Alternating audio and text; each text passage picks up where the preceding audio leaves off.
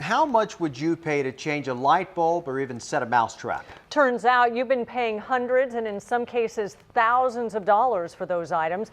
Only on 10 News, reporter Mitch Blocker reveals how the state of California justifies spending your money.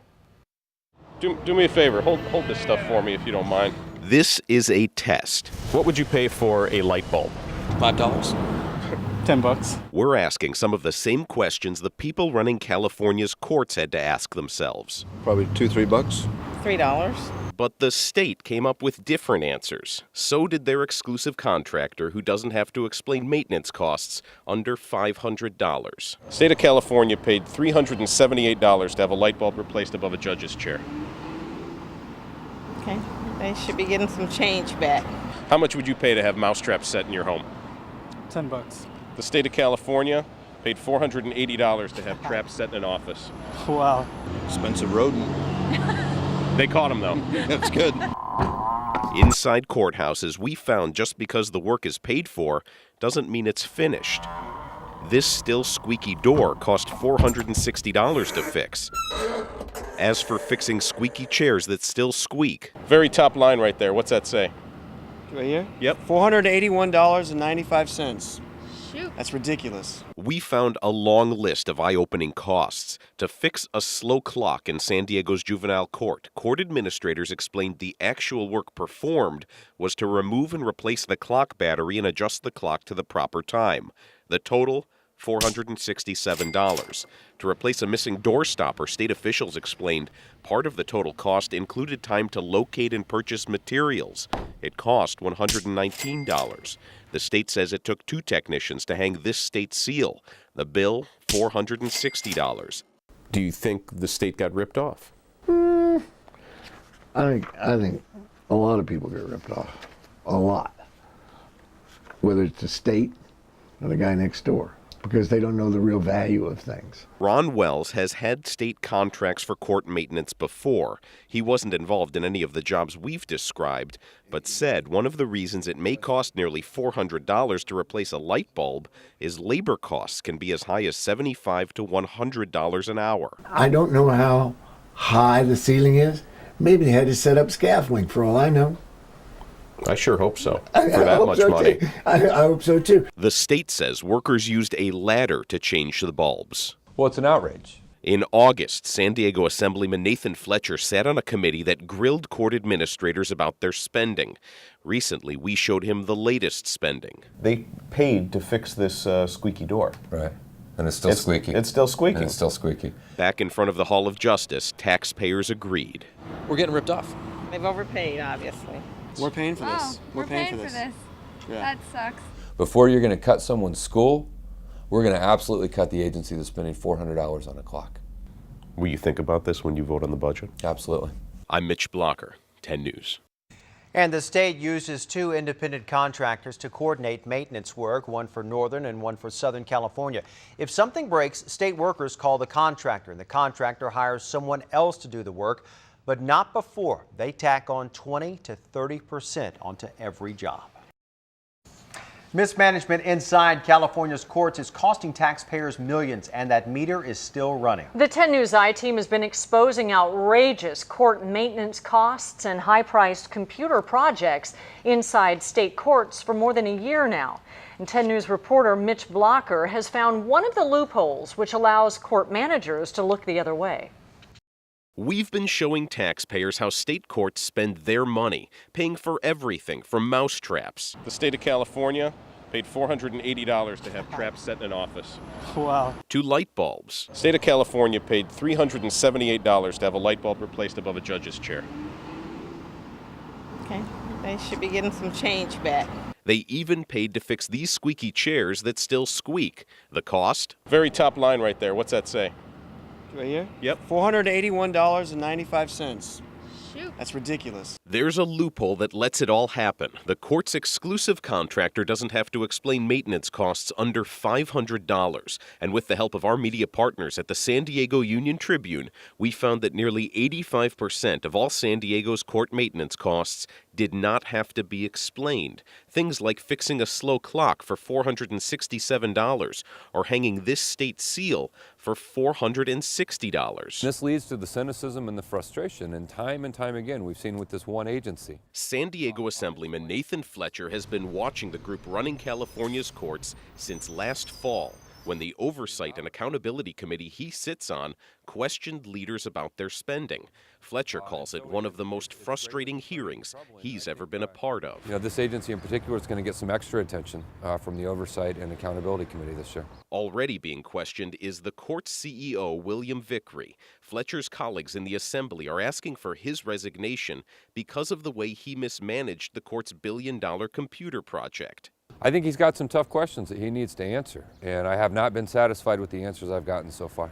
For the I-Team, I'm Mitch Blocker, 10 News. It's been described as troubled and expensive, but our state courts continue working on a billion-dollar computer project with your tax dollars. For more than a year now, the 10 News I-Team has detailed how the project is being mismanaged. New tonight, 10 News investigative reporter Mitch Blocker reveals how state courts forgot about $145 million of your money. To date, Californians have spent nearly $400 million to connect every case in the state with every court via computer. But questions about how well the new computer system works and how savvy the state courts have been with your money keep coming up.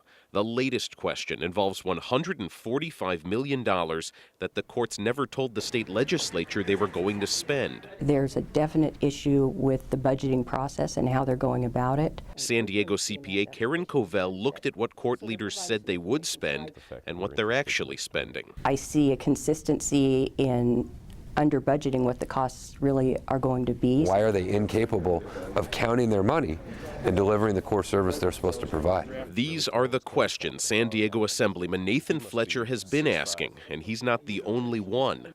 Just today, the state's Chief Justice announced she's launching an investigation to look at how the Administrative Office of the Courts is managed. I feel it is necessary to assess and review all aspects of the AOC. Also today, William Vickery, the man in charge of the state's courts, announced he'll retire in September. He believes that now would be an optimal time to step aside. The continually under budgeting indicates to me that somebody's not being held accountable. Fletcher says he and his oversight committee plan to find out how to fix what's broken at the Administrative Office of the Courts. And we started on the AOC last year, and the job's not done. I'm Mitch Blocker, 10 News. California's court computer project is supposed to be the most expensive IT project in America's history.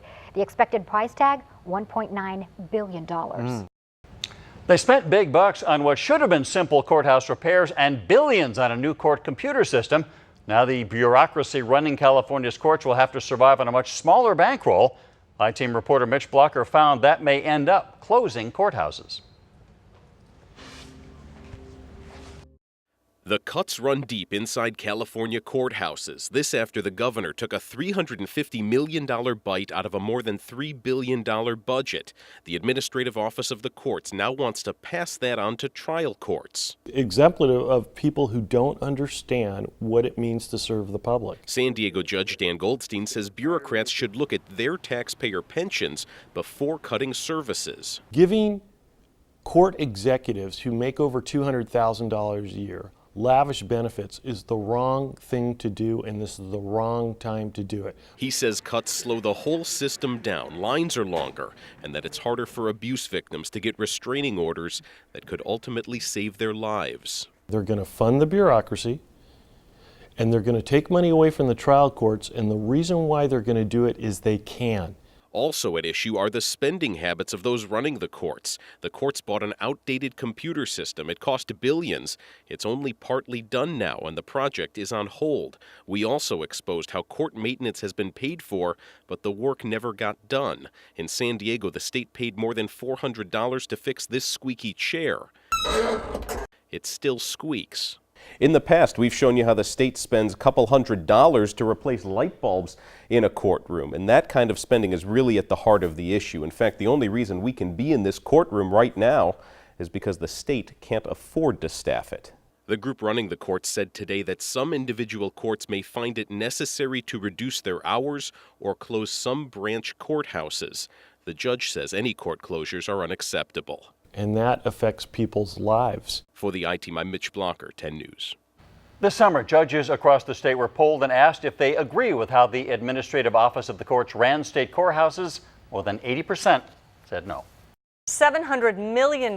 That's the budget wish list our state court system is tossing around. I-Team reporter Mitch Blocker discovered the wishes had little to do with reality and everything to do with money. That $700 million wish list comes from the same public servants we found paying $467 to hang clocks in courtrooms. They think $481 to fix squeaky chairs that still squeak is a good deal. They spend $119 of your money on a single doorstop.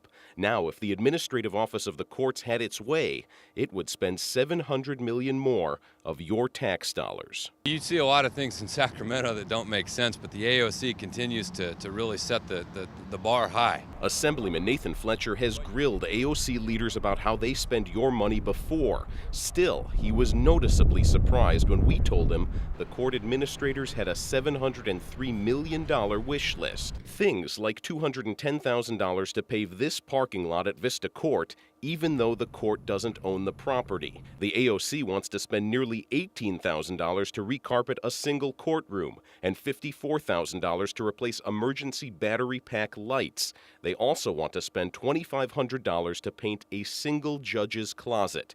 Judge Tony Mano showed us his closet to see what a $2,500 paint job looks like. It boggles the mind to think that you'd have to pay $2,500 to paint that. When we asked why the state would create a list for things they can't pay for, the court spokesman told us the $703 million that you cited is essentially a wish list submitted by the trial courts for which we do not have the money. I can't figure out why they published it. Now, what's most surprising about the court's list is leadership only actually has $30 million to spend this year on court maintenance. That is more than 20 times less than the $703 million on their wish list. For the I-Team, I'm Mitch Blocker, 10 News. Boozing it up on company time would get most people fired, but not the bureaucrats running California's courts. We're not talking about the judges or the lawyers, but two men who have controlled more than $300 million of your dollars. The I-Team's Mitch Blocker found that they have many ways to spend our money. In fewer than 2 years, these two men have spent thousands of dollars staying in hotels on your dime. They've been to Vail, Charlotte, and Boston. They've been to Santa Fe, Denver, and Indian Wells. 3 times they packed their bags for Washington, D.C., and every time, on every trip, charged California taxpayers for their room, their flight, their drinks, and their dinners. The two men we're talking about are Ronald Overholt, the man currently in charge of California's courts, and William Vickery, the man who used to be. Spending hundreds of dollars on steak and lobster and alcoholic beverages is just wrong. And it's out of touch and it's got to stop. San Diego Assemblyman Nathan Fletcher is talking about those D.C. trips we found where court leaders charge taxpayers for booze and steaks. At the Occidental, it was $234 for wine and hard liquor, $816 for food. Leaders at the Administrative Office of the Courts, or AOC, say those D.C. trips were for conferences and to meet with federal court leaders. The AOC is going to have a lot of tough questions to answer. They may have to explain why even when they aren't traveling, they're spending your money. At home in San Francisco, just blocks from their headquarters, they've enjoyed more than $700 in dinners at this French restaurant and taken their colleagues out for a $1,200 dinner at this steakhouse on San Francisco Bay. We also found Mr. Overholt charged taxpayers for a hotel stay in San Francisco, even though he lives there. This is in San Francisco, and he works in San Francisco, so why would he be staying in a hotel in San Francisco? Vista Judge Tony Mano has been critical of court leadership since our series of investigations revealed them paying outrageous prices for seemingly simple court maintenance. Things like $460 to hang a single clock in a courtroom. For that story and for this one, our questions remain unanswered. Every time we ask court leaders for an interview, they tell us no. This time, their spokesman wrote, "Sorry, but we have no one available for an on-camera interview regarding Administrative Office of the Court's spending." certainly in the economic situation that we're all in, doesn't look good. What also doesn't look good is how Mr. Overholt got to some of those expensive dinners, many at the Bay Area's Hotel Nico, just 8 blocks from his office, about a 15-minute walk. But instead of walking, Overholt drove and charged taxpayers more than $50 every time he parked, something he's done nearly a dozen times. This is why the public is losing faith, or has lost faith in so many instances with its government, particularly its state government. Now, we've already done more than a dozen stories about how the state courts do business. Every time we peel back a layer, we find what some call arrogance and others call incompetence. This time, it looks like extravagance. So who's monitoring their spending? We all have to get our expense reports approved by our bosses. Who's their bosses? That's a good question. As far as we can tell, nobody. It doesn't seem like they have a boss. The closest thing to accountability that we could find was when William Vickery, you saw him in the story, resigned in September because of pressure from certain state investigations that questioned his management style. Now, Assemblyman Nathan Fletcher told us that it may be time to stop reimbursing some of these state employees for their booze bills. It's an idea. Very much so. Keep it up, Mitch.